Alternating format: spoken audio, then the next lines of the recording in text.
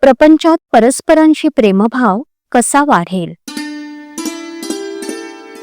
निसर्गतःच प्रेम हे प्रत्येक व्यक्तीत आणि प्राणीमात्रात असतं.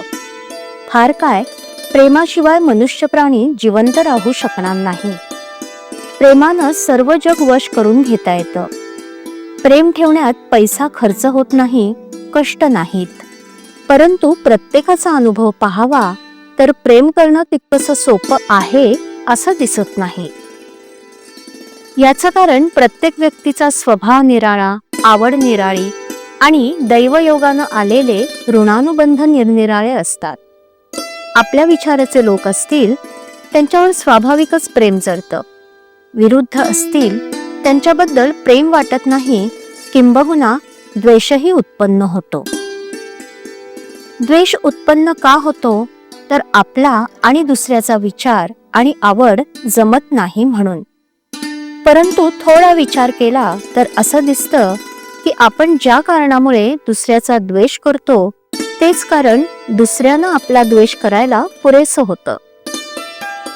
उदाहरणार्थ, एखादी गोष्ट आपल्याला न आवडली आणि तीच दुसऱ्याला आवडली, तर मला न आवडलेली गोष्ट दुसऱ्याला आवडल्यामुळे दुसऱ्याचा द्वेष करायला मला तेवढं कारण पुरेसं होतं.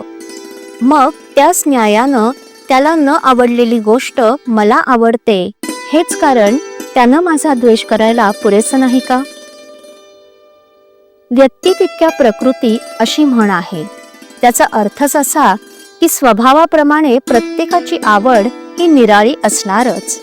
म्हणून द्वेषबुद्धी नाहीशी करण्याकरिता प्रत्येकाच्या स्वभावाला थोडी सवलत देणं जरूर आहे.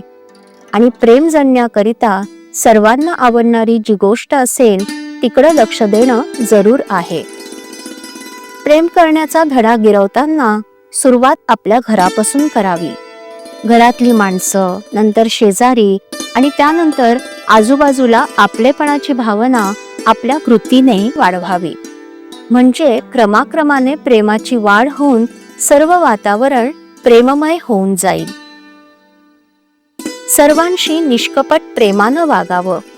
आपल्या बोलण्यामध्ये नव्हे, पाहण्यामध्ये सुद्धा प्रेम असावं. आपलं बोलणं अगदी गोड असावं. आपल्या अंगी सहजता यावी.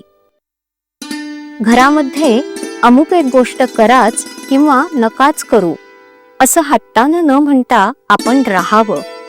जसं घडेल तसं घडू द्यावं. देह असा प्रारब्धावर टाकणं मला फार आवडतं.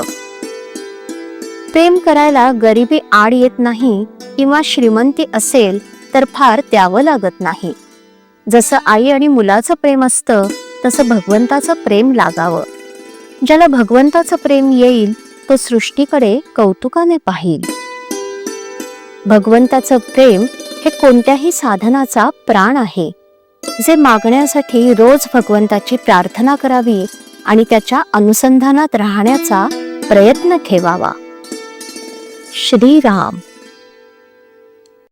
श्रीराम जय राम जय जय राम. श्रीराम जय राम जय जय राम. श्रीराम जय राम जय जय राम. श्रीराम जय राम जय जय राम. श्रीराम जय राम जय जय राम. श्रीराम जय राम जय जय राम. श्रीराम जय राम जय जय राम. श्रीराम जय राम जय जय राम. श्रीराम जय राम जय जय राम.